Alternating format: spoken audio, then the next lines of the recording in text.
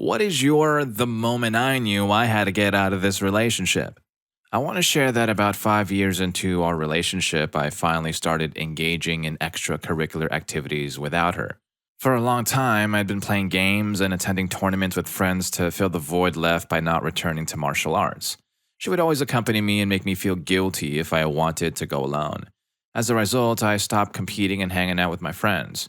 When I went back to college, I decided to rejoin martial arts, competing, and being physically active. After about a year, I realized, oh my goodness, I'm having more fun with martial arts and my friends than I am with my girlfriend. People describe me as stiff and under constant pressure whenever she was around. I always felt like I had to watch what I said in her presence. I acted that way because, well, truthfully, I was just young and alone.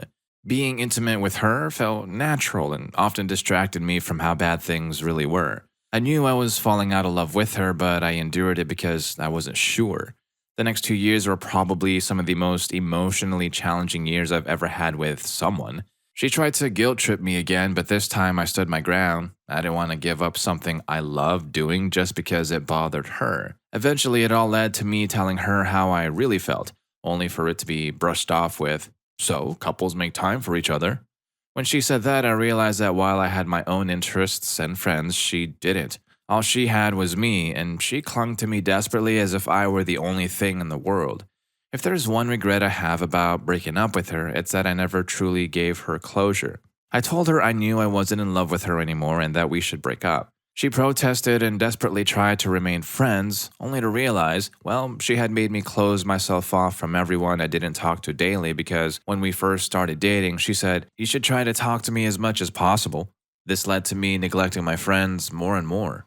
The final straw between us was when she found out I had been with someone at a party after our breakup. It didn't mean anything, there was just mutual attraction and I had just gone through a breakup.